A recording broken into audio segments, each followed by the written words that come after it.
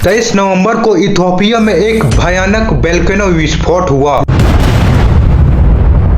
लगभग 12,000 साल record history में पहली बार ये विस्फोट हुई। यह धमाका इतनी तेजी से, इतने अचानक से हुआ कि किलोमीटर दूर खड़े लोगों ने कहा कि उन्हें ऐसा लगा कि कोई बम फट गया हो। इससे करीब 50,000 फीट ऊंची ऐसा क्लाउड निकला। यह राख का बादल इतना बड़ा था कि आसानी से स्पेस से दिख रहा था। नक्शे में देखो, हवा के जरिए यह राख का बादल पहले अमन और येमेन के देशों में गया, फिर धीरे धीरे पाकिस्तान और इंडिया तक पहुंच गया। इसी की वजह से दिल्ली में कई सारी फ्लाइट कैंसिल हुई, क्योंकि इन बादलों के आसपास फ्लाइट्स को ऑपरेट करना बहुत ही मुश्किल होता है, साथ ही साथ रिस्क भी होता है। इन यस क्लाउड में छोटे छोटे पत्थर और कांच के पार्टिकल्स और क्रिस्टल्स होते हैं। अगर यह किसी भी हवाई जहाज के इंजन पर लग जाए तो बड़ी आसानी से ही उसके इंजन को सीज या बंद कर सकता है। ऊपर से एरोप्लेन के शीशों पर ये छोटे छोटे रेजर ब्लेड की तरह काम करते हैं। इतना स्क्रैच कर देंगे ये शीशे को कि पायलट्स को कुछ आगे दिखाई ही नहीं देगा। इसीलिए इंडिया के साथ साथ और देशों भी फ्लाइट्स को कैंसिल कर दिया और अब ये बढ़ रहा है चाइना और म्यांमार की तरफ। ये वोल्केनो इरप्शन अपने यहाँ पर इतना बड़ा था कि 190 किलोमीटर दूर शहर तक सुनाई दिया और बगल के पड़ोसी देश बिजोटी तक भूकंप के झटके सुनाई दिए। लेकिन अच्छी खबर ये है कि इसमें एक भी लोगों का जान नहीं गया, क्योंकि इस वोल्केनो जहाँ फटा वहाँ के आसपास लोगों तो दूर दूर तक नहीं रहते हैं। इनफैक्ट इस एरिया को दुनिया के लेटेस्ट प्लेट्स के नाम से जाना जाता है। इस जगह का नाम है दानाकिल डिप्रेशन। यहाँ का तापमान लगभग 50-55 डिग्री तक का क्रॉस कर जाता है। बारिश लगभग ना के बराबर होती है और ये जगह जियो और टूरिस्ट के लिए बहुत ही अच्छा जगह है। ऐसा क्यों कह रहा हूँ, इसका पीछे देखो। यहाँ बहुत ही कलरफुल और सिपरी जगह मिलते हैं, जहाँ फोटो और रील्स बनाने के लिए सबसे बेस्ट जगह। ऐसा देख के लगता ही नहीं कि ये धरती पर ही हो। यहाँ बहुत सारे कलर के मिलते हैं। यहाँ हो रहे केमिकल के रिएक्शन की वजह से। यहाँ आपके मन में ये सवाल उठा होगा कि हजारों साल से सोया हुआ ये ज्वालामुखी अचानक से फट गया, तो इसके पीछे छिपी हुई है दोस्तों एक बड़ी दिलचस्प कहानी।